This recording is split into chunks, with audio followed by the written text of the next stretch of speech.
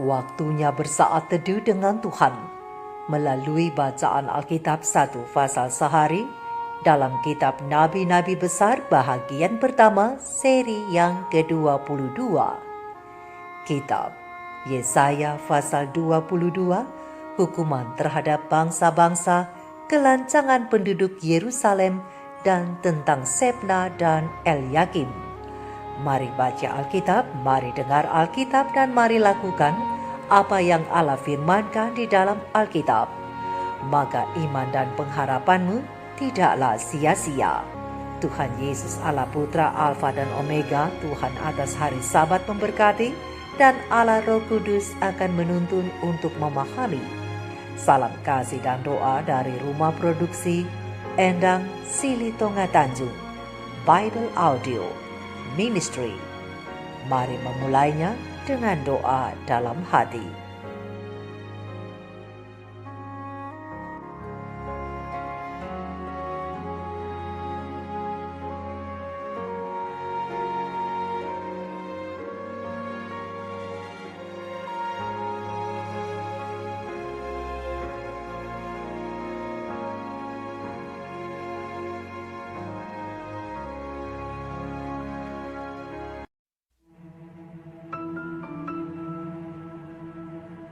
Ucapan ilahi terhadap lembah penglihatan.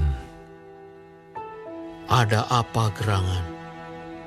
Maka semua pendudukmu naik ke sotoh-sotoh rumah. Hai kota yang bersorak riuh dan ribut gembira. Hai negeri yang beria-ria. Orang-orangmu yang mati terbunuh, bukanlah terbunuh oleh pedang, dan bukanlah gugur dalam peperangan. Semua panglimamu sama-sama melarikan diri. Mereka tertawan tanpa tembakan panah. Semua orang-orang kuatmu sama-sama tertawan, biarpun mereka sudah lari jauh-jauh. Sebab itu aku berkata, buanglah mukamu terhadap aku. Biarkanlah aku menangis dalam kepahitan.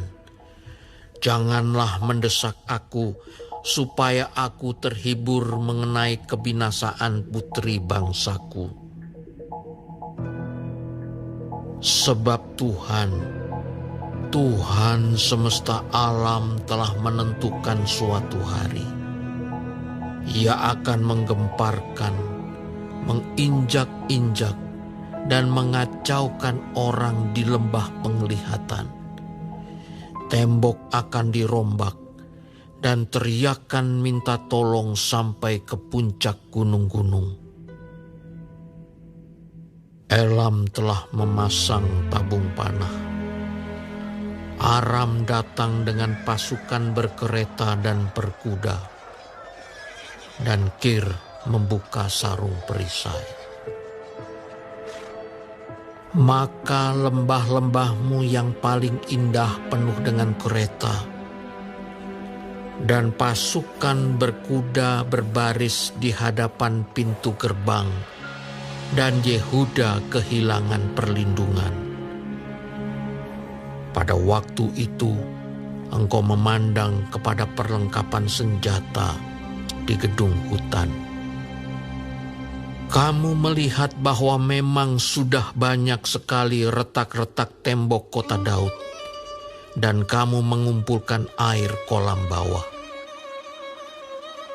Kamu menghitung rumah-rumah di Yerusalem, dan kamu merobohkan rumah-rumah untuk meneguhkan tembok. Kamu membuat tempat pengumpulan air di antara kedua tembok itu untuk menampung air dari kolam yang lama. Tetapi kamu tidak memandang kepada Dia yang membuatnya, dan tidak melihat kepada Dia yang telah sejak dahulu membentuknya. Pada waktu itu Tuhan semesta alam menyuruh orang menangis dan meratap, dengan menggundul kepala dan melilitkan kain kabung. Tetapi lihat, di tengah-tengah mereka ada kegirangan dan sukacita, membantai lembu dan menyembelih domba, makan daging dan minum anggur, sambil berseru, Marilah kita makan dan minum, sebab besok kita mati. Tetapi Tuhan semesta alam menyatakan diri dan berfirman kepadaku, Sungguh, kesalahanmu ini tidak akan diampuni sampai kamu mati. firman Tuhan, Tuhan semesta alam. Beginilah firman Tuhan, Tuhan semesta alam. Mari, pergilah kepada kepala istana ini, kepada Sebna yang mengurus istana, dan katakan, ada apamu dan siapamu di sini? Maka engkau menggali kubur bagimu di sini, hai yang menggali kuburnya di tempat tinggi, yang memahat kediaman baginya di bukit batu. Sesungguhnya Tuhan akan melontarkan engkau jauh-jauh, hai orang. Ia akan memegang engkau dengan kuat-kuat dan menggulung engkau keras-keras menjadi suatu gulungan, dan menggulingkan engkau seperti bola ke tanah yang luas.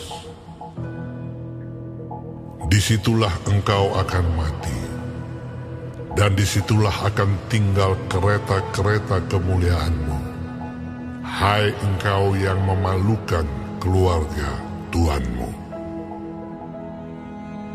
Aku akan melemparkan engkau dari jabatanmu, dan dari pangkatmu engkau akan dijatuhkan. Maka pada waktu itu, aku akan memanggil hambaku, Eliakim bin Hilkiah. Aku akan mengenakan jubahmu kepadanya, dan ikat pinggangmu akan kuikatkan kepadanya, dan kekuasaanmu akan kuberikan ke tangannya. Maka ia akan menjadi bapa bagi penduduk Yerusalem dan bagi kaum Yehuda. Aku akan menaruh kunci rumah Daud ke atas bahunya. Apabila ia membuka, tidak ada yang dapat menutup. Apabila ia menutup, tidak ada yang dapat membuka. Aku akan memberikan dia kedudukan yang teguh, seperti gantungan yang dipasang kuat-kuat pada tembok yang kokoh. Maka ia akan menjadi kursi kemuliaan bagi kaum keluarganya, dan padanya akan digantungkan segala tanggungan kaum keluarganya, tunas dan taruk, beserta segala perkakas yang kecil, dari piring pasu sampai periuk belanga. Maka pada waktu itu, demikianlah firman Tuhan semesta alam. Gantungan yang dipasang kuat-kuat pada tempat yang kokoh itu tidak akan kuat lagi, sehingga patah dan jatuh, dan segala tanggungannya itu hancur, sebab Tuhan telah mengatakannya.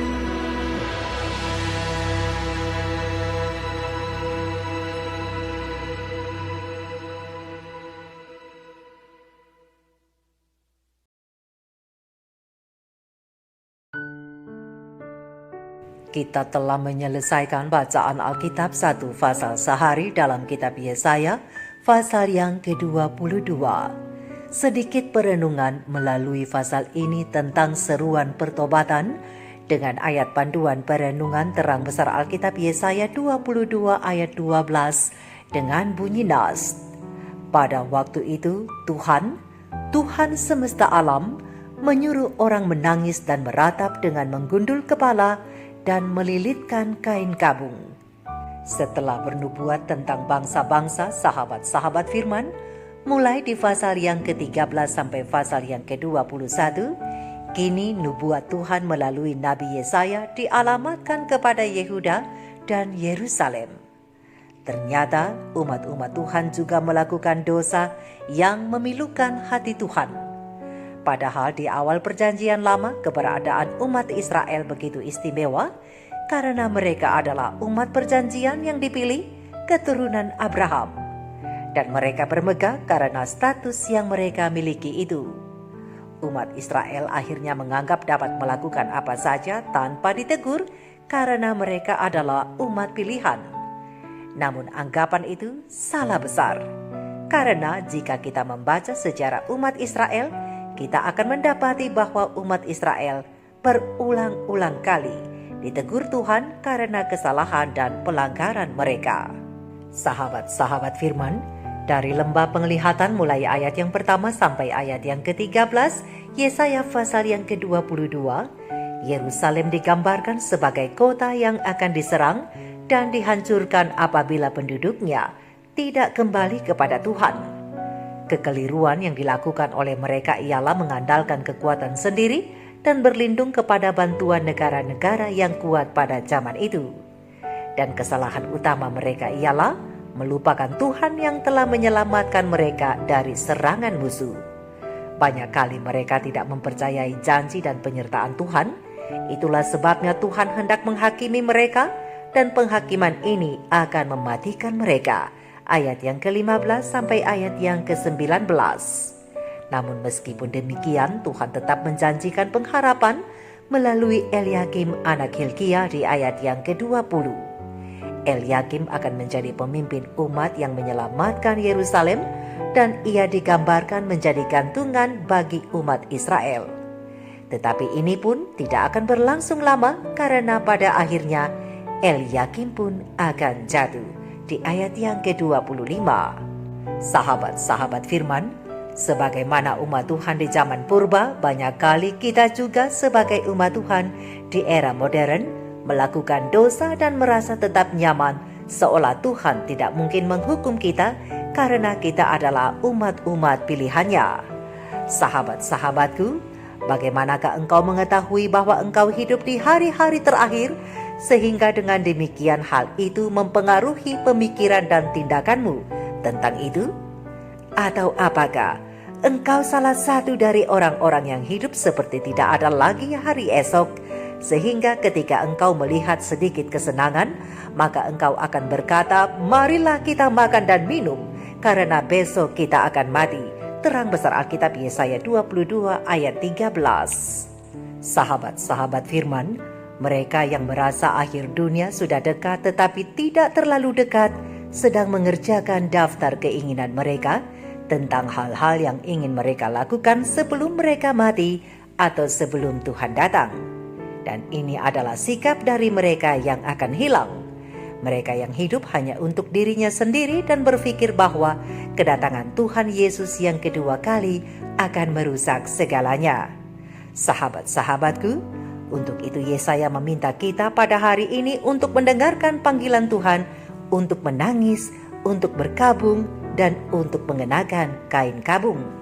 Bukan karena kita akan segera mati, tetapi karena ini adalah kesempatan terakhir kita untuk bertobat dari dosa-dosa kita sendiri dan untuk membantu orang lain juga supaya memperoleh dan mendapatkan hidup yang benar dengan Tuhan berdasarkan terang besar Alkitab Yesaya 22 ayat 12. Sahabat-sahabat firman, kita perlu mengkhawatirkan dua kekhawatiran, yaitu berapa banyak yang mungkin terhilang untuk kekekalan dan bahwa kita tidak akan menjadi salah satu dari yang hilang itu. Oleh karena itu, sahabat-sahabatku, mari berdamailah dengan Allah. Tetapi ada yang bertanya, bagaimana caranya berdamai dengan Allah. Pena Ilham Ilahi Roh Nubuat Kebahagiaan Sejati halaman 18 alinea pertama menyatakan rahasia perdamaian itu bahwa hanya melalui Kristuslah kita dapat rukun dengan Allah dan oleh hidup yang disucikan. Tetapi kembali lagi, pertanyaan diajukan, bagaimanakah kita dapat datang kepada Kristus? Begitu pula lah banyak orang bertanya pada hari Pentakosta ketika dosa mereka ditunjukkan dan mereka pun berseru, "Apakah yang wajib kami perbuat?" Jawab Petrus, yang pertama ialah, "Hendaklah kamu bertobat."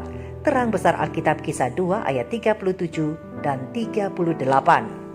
Dan pada saat yang lain dengan singkat dikatakan, "Sebab itu hendaklah kamu menyesal dan bertobat, supaya dosamu dihapuskan." Terang besar Alkitab Kisah 3 ayat 19. Jadi sahabat-sahabatku, rahasia tetap rukun dan damai dengan Allah adalah pertobatan yang sejati. Mari kita renungkan ini bersama. Tuhan Yesus memberkati. Shalom.